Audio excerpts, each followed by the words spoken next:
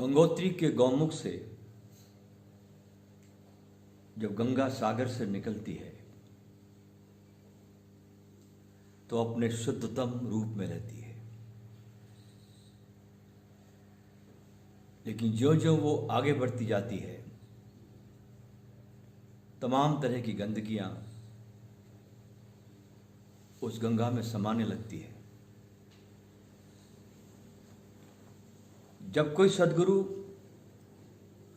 धरती पर देह में मौजूद रहता है तब उस समय की कुछ बात और हो जाती है। गुरु नानक सिख धर्म के पहले संस्थापक यहां से शुरू होता है। उसके बाद 10 गुरुओं की परंपरा रही। 5वें गुरु महाराज अर्जुन देव जी तक आते आते बहुत से बदलाव हुई, बहुत बदलाव आया। ऐसे ही मर्दाना जो गुरुजी के पास रबाब बजाता था, सारंगी बजाता था, उसके वंशज साहबजादा और आते आते 5वीं पीढ़ी जिसका हम जिक्र सुन रहे हैं सत्ता और बलवंत का, उसकी गाथा हमने सुनी कि गुरु प्रताप से उनकी इतनी प्रसिद्धि हुई, गुरु ने इतना सम्मान दिया, मंचासीन किया, गुरु के दरबार की शोभा बढ़ाई सत्ता और बलवंत ने। लेकिन कहते हैं ना फिराक गोरखपुरी कि एक कदम उठा था गलत राह शौक में और मंजिल तमाम उम्र मुझे ढूंढने लगी। एक अहंकार का रोग क्या लग गया सत्ता और बलवंत को कि पतन की गहराइयों में ले डूबा। गुरु से विरोध करने लगे, गुरु को नाकुछ समझने लगे, मन में भ्रम पाल लिया कि ये शायद जितना भी प्रसिद्धि हो रही है बाबा जी की, ये हमारे संगीत के कारण हो रही है। हम जो दरबार को सजाते हैं, संगत आती है, हमारे कारण आ रही है। अहंकार से ग्रसित हो गए और गुरु सेवा का कार्य छोड़ दिया। अर्जुन देव जी महाराज ने अपने सबसे प्रमुख शिष्य जिनका नाम था रामदास को लेने भेजा कि जाओ उसे मना कर लाओ। लेकिन जब रामदास जैसा शिष्य को उन लोगों ने वापस लौटा दिया,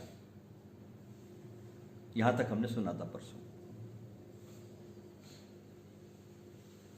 तो गुरुदेव संगत से बोले कि घबराओ मत, अब आगे की गाथा है। हम खुद जाएंगे सत्ता और बलवंत को मनाने। इतना सुनना था कि संगत जय घोष से गूंज उठी। पूरा रास्ता जो जाता था गुरु दरबार से सत्ता और बलवंत के घर की तरफ सज गया। पहली बार कुआं चलकर प्यासे के पास जा रहा है। थोड़ी देर के बाद ही गुरु के पवित्र चरण सत्ता और बलवंत की दहलीज पर आकर थम गए। बाहर जयघोष हो रहा था गुरु महाराज का बहुत जोरों से। शिष्यों के द्वारा ये शोर सुनकर, ये जयघोष सुनकर सत्ता और बलवंत घर में बैठे हुए चौकन्ने हो गए। तभी गुरुजी ने अपने नरम उंगलियों से सत्ता और बलवंत के दरवाजे पर दस्तक दी और सत्ता और बलवंत को आवाज लगाई। लेकिन अफसोस कि ऐसी कोई प्रतिक्रिया नहीं हुई, नो रिएक्शन। जैसे अंदर शमशान का सन्नाटा पसर रहा था। गुरुदेव ने दूसरी आवाज दी। इस बार भी दरवाजा नहीं खुला। गुरुदेव ने तीसरी आवाज दी। अब की बार सत्ता और बलवंत दरवाजा खोलकर कुछ ऐसे बाहर आए जैसे कोई पानी बांध तोड़कर बाहर निकलता है। न कोई सजदा, न सलीका, न अदब, न झुकी नजरें। सत्ता और बलवंत के जितने भी आत्मा के श्रृंगार थे सब जलकर कोयला बन गए थे। जो सिर गुरुवर के चरणों को देखकर अकस्मात झुक जाया करते थे वे आज सूखी लकड़ी की तरह अकड़े रहे। सत्ता ने छूटते ही एक अभद्र वाक्य बोला, क्यों महाराज, अब क्या करने आए हो यहां पर आप? छोटे भाई बलवंत ने भी अपने भाई के सुर में सुर मिलाते हुए बोला, जाओ महाराज, अब हम तुम्हारे दरबार में कदम नहीं रखेंगे। ढूंढ सकते तो ढूंढ लो हम जैसा कोई व्यक्ति जो गा सके आपके दरबार में। गुरुवर बहुत प्यारी मीठी वाणी से बोले, चलो सब तुम्हारा इंतजार कर रहे हैं, और जब घर में शहद हो तो मैं गुड़ को ढूंढने क्यों निकलूं? गुरु महाराज बोले, जाकर दोनों भाई अपनी सेवा को संभालो। तभी सत्ता बोला, महाराज हम कहीं नहीं जाने वाले, और आप इस भ्रम को भी मत पालना कि तुमसे टूटकर हम बर्बाद हो जाएंगे।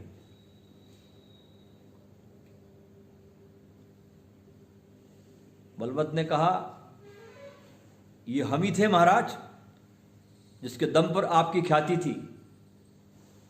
हमारे स्तंभ के तले ही आपकी छत टिकी भी थी। यहां तक पहुंचाने में हमारा और हमारे पूर्वजों का हाथ है। भला जो आपके पहले गुरु हो गए उनको कौन जानता था? ये तो हमारे पूर्वज मर्दाना जी के सारंगी के धुन का कमाल था, जो लोग उनसे बाबा जी से जुड़ने लगे, नानक से, वरना दो आने अन्न के भी उनको नसीब नहीं होते।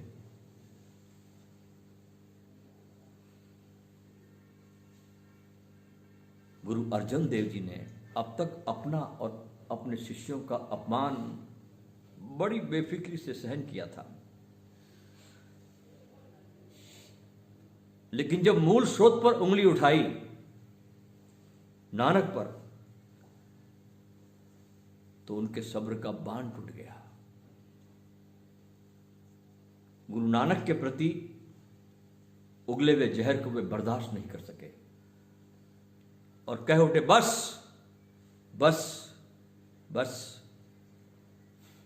अरे तुम तो बिल्कुल ही बेराह हो गए हो। जाओ गुरुओं को अपमानित करने वालों, अब तुम्हें कहीं भी इज्जत नहीं मिलेगी। श्राप दे दिया गुरु ने। मैंने तुमको पहाड़ की चोटी पर उठाकर बिठाया था, परंतु अफसोस कि तुमको कूदने की आदत पड़ने के कारण और इस आदत को तुम छोड़ नहीं पाए, इसलिए पतन की खाई में तुम जाकर गिर गए हो। फिर उन्होंने नगरवासियों से कहा कि सुनो नगरवासियों, अगर किसी ने भी इनकी तरफ से मुझसे क्षमा मांगी या इनकी भविष्य में पैरवी करने की कोशिश की तो उसे नजर किया जाएगा। नजर एक सजा होती है, गुरु देता है। वो क्या होता है कि ऐसे व्यक्ति को नजर सजा दी जाती है, फिर उसमें उस आदमी का मुंह काला करके गधे पे बिठाकर पूरे गांव में घुमाया जाता है। उसे कहते हैं नजर की सजा। तो उसे नजर किया जाएगा। इतना कहकर गुरु महाराज वापस अपने दरबार की तरफ लौट आए और काफी देर अपने सत्संग हॉल में बैठे। संगत सब बैठी हुई थी, किसी से बात नहीं की, चुपचाप बैठे रहे, मौन। उनकी आंखों की पुतलियां पूरी संगत को हिरण की भांति सब शिष्यों पर दौड़ रही थी। अचानक और तभी उन्होंने एक उस आश्रम पर झाड़ू पोछा लगाने वाले अदने से शिष्य की तरफ देखा।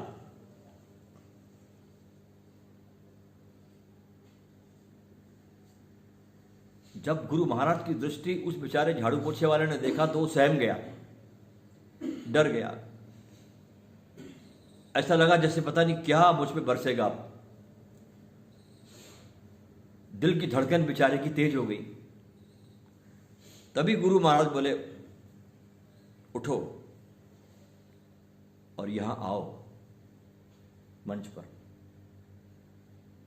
वो कहने लगा, जी मैं? लड़खड़ाती जुबान में वह इतना ही बोल पाया बेचारा। जो संगत बैठी थी शिष्यों की, वो कभी गुरु महाराज को देख रही है, कभी उस बेचारे उसको देख रही है, उस शिष्य को। ऐसे ही ढूंढते ढूंढते गुरु महाराज ने उस संगत में से 3 और लोगों को खड़ा किया। तुम भी खड़े हो जाओ, तुम भी खड़े हो जाओ, तुम भी खड़े हो जाओ। और कोई नहीं जानता था कि अब आगे क्या होने वाला है। थोड़ी देर के बाद गुरु महाराज बोले, आज के बाद तुम लोग चारों सत्ता और बलवंत की जगह गाओगे। और कल से नहीं, बल्कि आज और अभी से ही आओ यहां पर। इतना सुनते ही पूरा प्रांगण जय घोष के बुलंद स्वर से गूंज गया। गुरुजी कैसी लीला कर रहे हैं? क्या वाकई में ऐसा हो सकेगा? जिन हाथों ने आज तक आश्रम का झाड़ू पोछा मारा है, हंसी और कुल्हाड़ी चलाई है आश्रम की साफ सफाई में, देख रेख में, क्या वे हारमोनियम बजा पाएंगे? क्या वे इस रबाब पर सुर छेड़ सकेंगे? क्या वे सुंदर राग अलाप कर सकेंगे? लेकिन गुरु आदेश को अपने सिर पर आसीन करके वे चारों शिष्य मंच पर आसीन हो गए।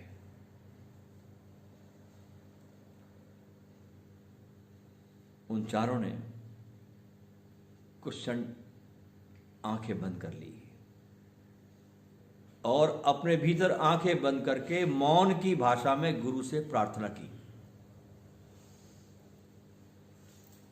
कि हे करुणा निधान, आप ही सर्व गुणों को देने वाले हो, आप ही दातार हो, आप ही सब मुझे योग्यताएं प्रदान करने वाले हो। बहरों को कान दे देते हो, गूंगों को बोलने की कला दे देते हो, अंधों को देखने की आंख दे देते हो। इसके बाद चारों ने अपने हाथों में साज उठाया और उसके बाद जो वाकया घटा वो अलौकिक था। तानपुरे पर ताने छिड़ी, तबले पर थाप पड़ी और कंठों से राग वे भी ऐसे जैसे साक्षात तानसेन जिंदा हो उठा हो, साक्षात सरस्वती गले में उतर आई हो। देखते ही देखते पूरे संगत का माहौल संगीतमय हो गया, भक्तिमय हो गया। संगत झूम उठी और लोग गुरु सत्ता की महिमा को बखान करते हुए झूमते गाते अपने घर चले गए। उधर सत्ता और बलवंत की जिंदगी में अब लगता जैसे ग्रहण लग गया। गुरु के ठुकराए हुए उस पर सबकी ठोकरें लगने लगी। जो लोग उसको गुरु भाई कहकर सम्मान करते थे, जो उनको देखकर इज्जत से सड़क पर झुक जाया करते थे, वे ही अब नफरत करने लगे। सभी ने उस व्यक्ति से, उन दोनों से संबंध विच्छेद कर लिया। जिस प्रकार एक भरे मेले में एक अंधा व्यक्ति अपने को अकेला पाता है, ठीक इसी तरह सत्ता और बलवंत भी उस पूरे नगर में अकेले हो गए। और यही नहीं, गुरु के श्राप के कारण उनका शरीर फटकर चीथड़ों की शक्ल इख्तियार करने लगा और वे भयंकर कोढ़ रूपी बीमारी से ग्रस्त हो गए। उनको कोढ़ हुआ। जिन शरीर से कभी चंदन की इत्र की खुशबू आती थी, जिन शिष्यों के शरीर से, उन्हीं से बदबू आने लगी। घर वालों ने भी ऐसे व्यक्ति को घर से बाहर निकाल दिया। जिन सगों के लिए उन्होंने गुरु से बैर लिया था, वे बेगाने हो गए। अब सत्ता और बलवंत के लिए सब लोगों के दरवाजे बंद हो गए। वे दिन रात तड़पते, हर पल अब अपने किए पर पछताते रहे। यूं ही रोते पछताते दुख में डूबे हुए कई दिन उनके बीत गए।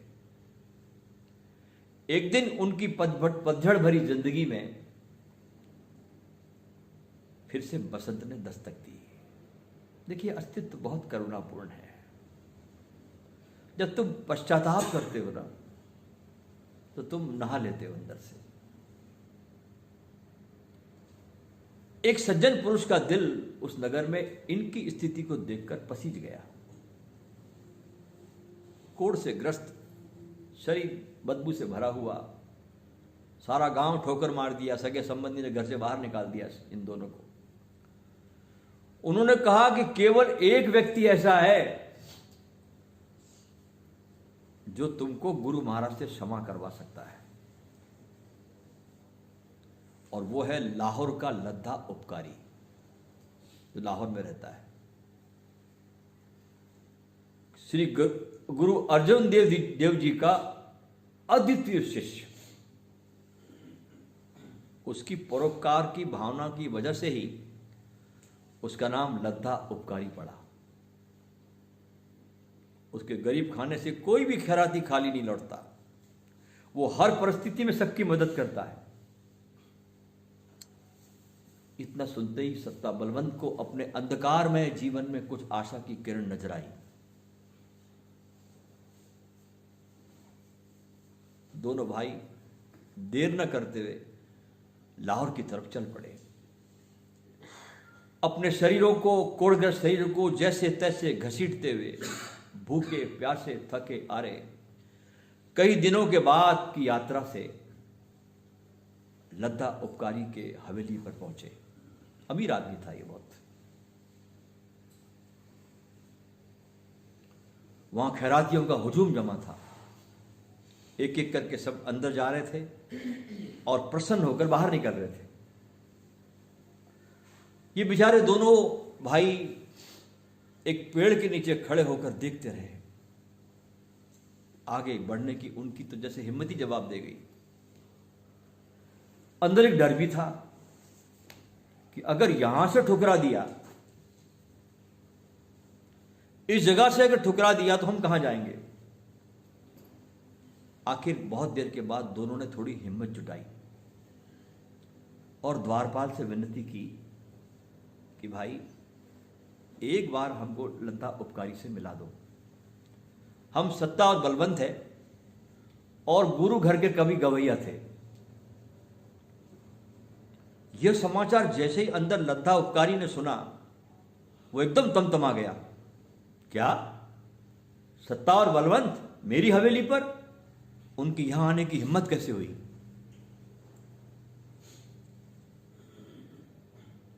गुरु से नाता तोड़कर मेरे से नाता जोड़ना भला संभव कैसे हो सकता है?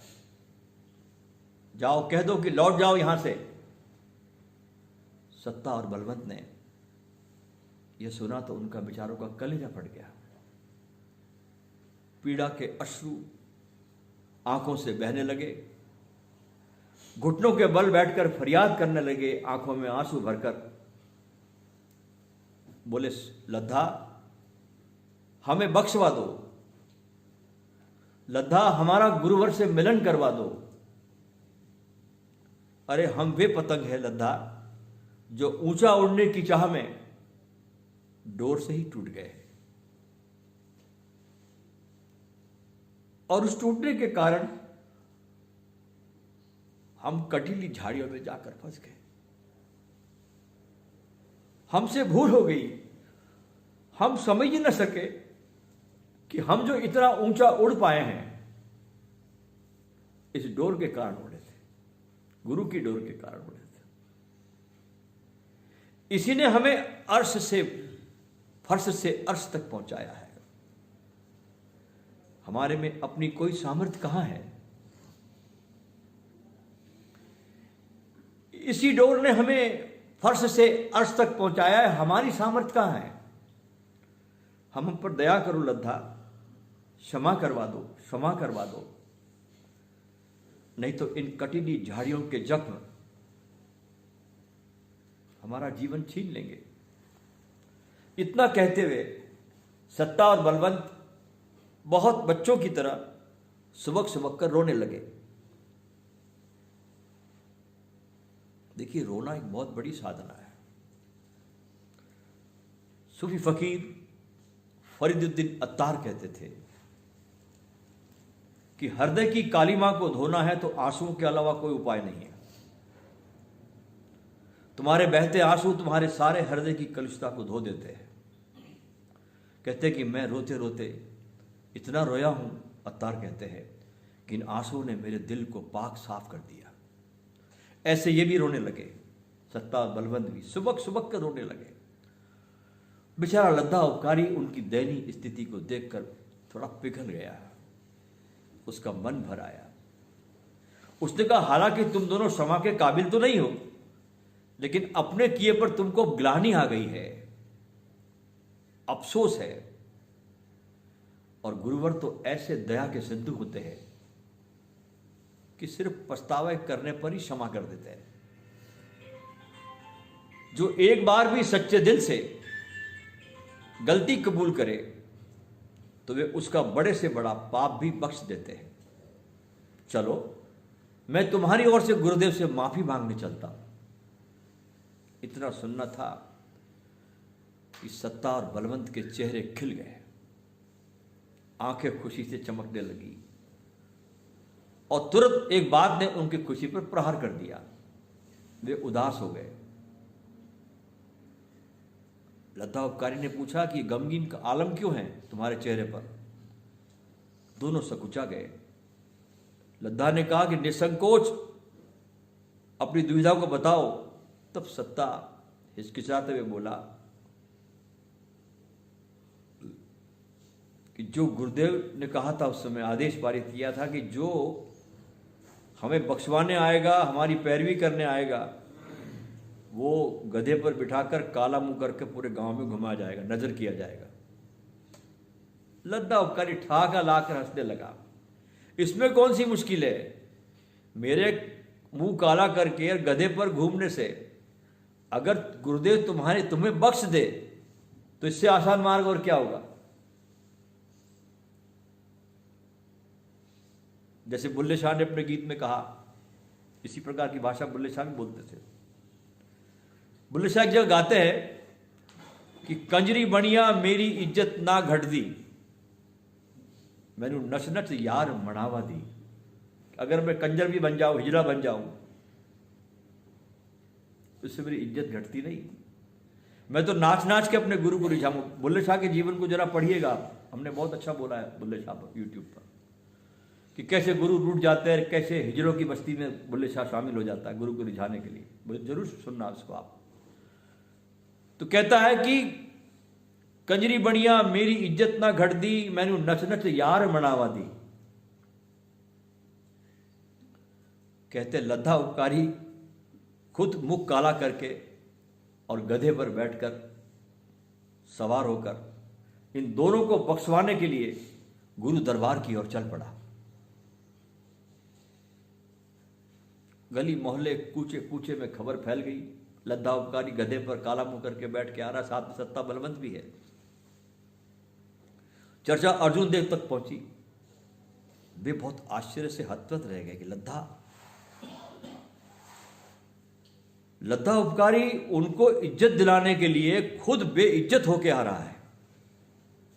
अपने गुरु भाइयों से इतना प्यार लद्दा को। गुरु का मन पुलकित हो उठा लद्दा के प्रति और आंखें गुरु की लद्दा उपकारी की हाजिरी का इंतजार करने लगी। तभी एक सेवादार ने लद्दा उपकारी के आगमन की खबर दी। वे तुरंत उठकर अपने कक्ष से बाहर आए। ठीक सामने लद्दा उपकारी नजरें झुकाकर उनके सामने बहुत नतमस्तक होकर खड़ा था। गुरुदेव ने काफी देर तक लद्दा उपकारी को निहारा, उस पर अपनी प्रेम वर्षा की। अंत में चुप्पी को तोड़ते हुए लद्दा उपकारी ने हाथ जोड़कर गुरु महाराज को प्रार्थना की कि महाराज, गुस्ताख को माफी बख्शो। हालांकि हम आपके सामने दम भरने के लायक भी नहीं हैं, फिर भी अर्ज है महाराज, आपके बगिया के 2 सुंदर फूल आपके पवित्र मंदिर को छोड़कर संसार की दलदल में जाकर गिर गए थे, लेकिन अब उनको भूल का एहसास हो गया है। फिर आप तो दयालु हैं प्रभु, गिरे हुए को आप उठाते हो, उन गिरे हुए फूलों को भी आप फिर से अपने चरणों में ले लो प्रभु। जैसे गाय अपने खोए हुए बछड़े को दोबारा ढूंढ लेती है, बाहरे पतझड़ के मारे पेड़ों को फिर से हरा भरा कर देती है, हे नाथ, वैसे ही आप अपने भूले बच्चों पर दया कीजिए। हम तो स्वभाव से ही भूलने वाले हैं। लद्दा उपकारी की फरियाद गुरुदेव के दिल को छू गई। बोले, लद्दा, तुम कौन से फूलों की बात कर रहे हो? भला हमारी कौन सी बगिया है? लद्दा उपकारी ने बिना देर किए हुए सत्ता और बलवंत को आगे कर दिया। अब तो छुपे थे लोग। प्रभु, यही है आपके फूल, इनकी शोभा आपके चरणों में ही है। इनकी भूल को क्षमा कर दो प्रभु, भले ही इनके हिस्से का दंड आप मेरे को दे दो। लद्दा बोला, आपकी रुसवाई इनकी चमड़ी फाड़कर कोड़ के रूप में बाहर प्रकट हो रही है। यहां से तो भक्ति का रस निकलता ही इनसे अच्छा लगता था। प्रभु, ये दोनों आपकी आंखों की पुतलियां हैं, इन्हें आपके आंखों में ही रहने दीजिए भगवान, इन्हें अपना लीजिए प्रभु, क्षमा कर दीजिए, दया कीजिए इन पर। इतना कहते कहते लद्दा उपकारी सत्ता और बलवंत के लिए घुटनों के बैठकर गुरु महाराज के चरणों में रो पड़ा। सारी सभा की आंखें भी नम हो गई, लोग रोने लगे इस सीन को देखकर। सब भावनाओं के सैलाब में बह गए। सैकड़ों लोगों की भीड़ में सन्नाटा छा गया। अगर कहीं उस भीड़ में सन्नाटे में कोई आवाज आ रही थी तो वो लद्दा उपकारी के सिसकियों की आवाज आ रही थी। गुरु महाराज ने लद्दा को सीने से लगा लिया और बोले, लद्दा, तुमने हमको जीत लिया, आज हम तुम्हारी सब इच्छा पूर्ण करेंगे। आज जो चाहो मांग लो लद्दा।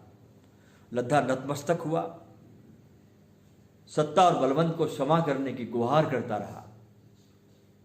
गुरुदेव बोले, लद्दा, तुम इनकी चिंता मत करो, अब ये मेरी छाया तले आ चुके हैं, मैं उन्हें अभयदान बख्शता हूं।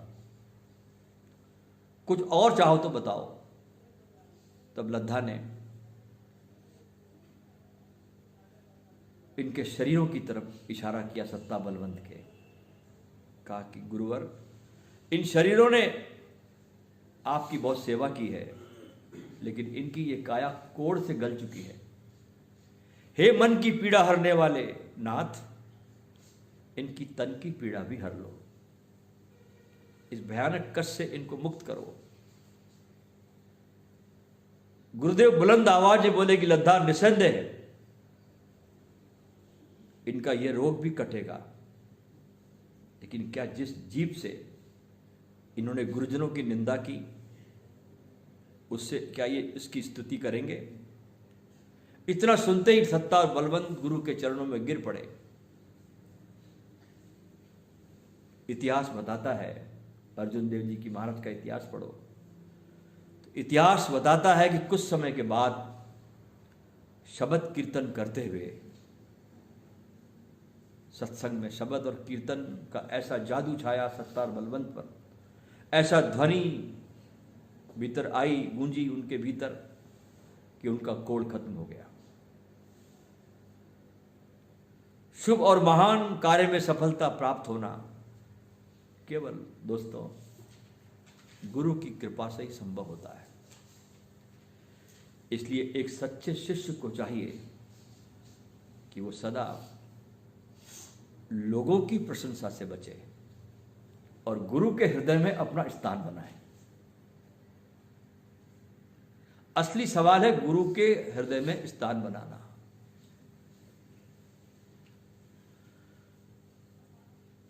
हम प्यार करते हैं गुरु को कि गुरु के हृदय में अपना स्थान बनाना, गुरु हमें प्रेम कर सके,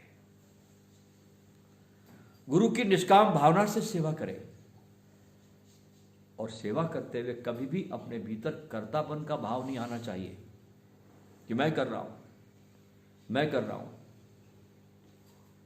एक बहुत बड़ा फिल्म अभिनेता मरा बंबई में। अब जैसा कि नियम है, जब मरता कोई आदमी तो सारा समाज इकट्ठा होता। अंतिम यात्रा में शमशान पे पहुंचे, चिता सजाई गई, चिता पे लाश को रखा तो नियम है कि कुछ लोग दो शब्द अच्छा बोलते हैं उसको जलाने के पहले। एक आदमी खड़ा हुआ, कहा कि मैं ही था जिसने इसको कलकत्ता से लाया बंबई, और ये मैं ही था जिसने इसको बड़े बड़े निर्माताओं से मैंने परिचय कराया, ये मैं ही था जिसने इसको पहले पिक्चर में चांस दिया। इतने में कहते मुर्दा खड़ा होकर बैठ गया। बोले भाई मर कौन रहा, तू या मैं?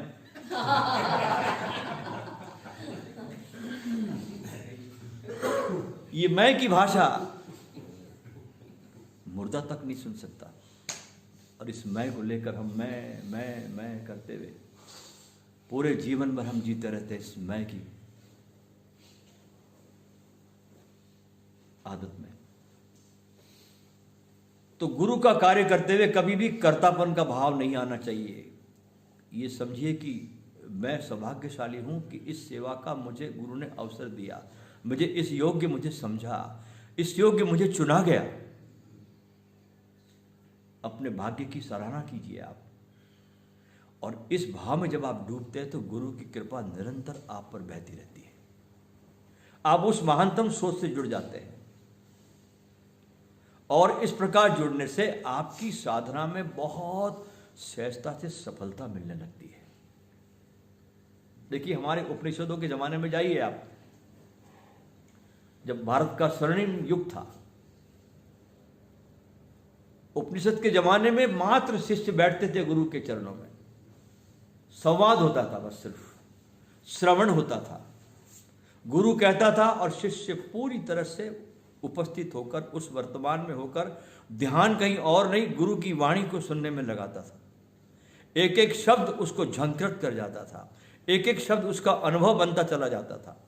इसलिए हैरान होंगे आप जानकर कि बुद्ध के जाने के 500 साल तक भी बुद्ध की वाणी को संग्रहित नहीं किया गया। पहली बार संग्रहित हुआ सम्राट अशोक के जमाने में, जब गुरु था मोंगलीपततुस। उसकी सभा के आयोजन में पहली बार बुद्ध के वचनों को संग्रहित किया गया किताबों में। क्यों? क्योंकि बुद्ध के जाने के 500 साल तक ऐसे शिष्य मिलते रहे महाकाश्यप तक, एक दूसरे को हस्तांतरित करते रहे वो ज्ञान, और तभी उसमें ताजगी होती है। किताबों में ताजगी नहीं होती। अब तुम ग्रंथ पढ़ते रहो, उसमें काली शाही है, कुछ भी नहीं है। ताजगी तो जीवित हृदय से जीवित हृदय तक पहुंचती है। कोई इतनी जिंदा चीज है ये कि तुम किताबों से कैसे लोगे तुम इसको।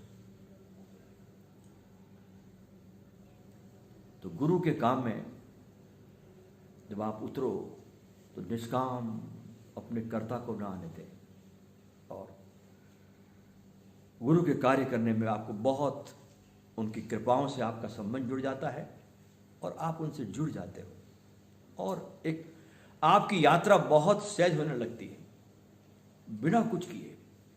गुरु के पास उसके सुमिरन में डूबना, उसके साथ होना, उसके सेवा में हाथ बटाना इतना काफ़ी है। जब तुम ये नहीं करते तो तुमको फिर और कुछ काम करा जाता, फिर विधियां करो, मिस्टिक रोज करो, फलाना करो, डिगाना, उससे होता कुछ भी नहीं, ये ध्यान रखना। आप करते रहो जीवन भर, वो आपके अहंकार को पोषण करता, कुछ नहीं कि मैंने इतने ग्रुप कर लिए, मैं इतनी थेरापी कर ली, आप अहंकारी होने लगते हो। असली सवाल है गुरु का सानिध्य प्राप्त करना और उस सानिध्य में अपने को मिटाते जाना। उस समय आप गुरु के पास अगर गुरु को सलाह मत देते चले जा रहे ऐसा करो वैसा करो, उस समय गुरु के पास रहना मतलब अपने सिर को काटकर उनको अपने भीतर आने देना, अपने भीतर उनको प्रवेश देने देना। ऐसा मैंने अपने अनुभव से जाना है। मैं जब बात कहता हूं उसको तो कोई किताबों की बात मेरे पास होती ही नहीं। मैं बहुत कम पढ़ने वाला आदमी हूं, मैं बहुत कम पढ़ता हूं, मैं ऐसे भी बहुत कम पढ़ा लिखा आदमी हूं। और मैंने ओशो की किताबें मैंने सबसे कम मैंने पढ़ी है, मैंने कभी नहीं पढ़ा ज़्यादा। मैं पढ़ने में विश्वास ही नहीं करता कभी। मैं तो बस गुरु के पास हुआ और गुरु क्या बोलते थे यदि मैं ज़्यादा ध्यान नहीं देता, मैं तो सिर्फ उनको निहारता था, उनको निहारा, उनको देखा, आंसू बहाए, अपने हृदय को खोल दिया और गुरु प्रवेश कर गया भीतर। ऐसे प्रवेश किया जाता है गुरु को, इसके अलावा और कोई रास्ता नहीं है।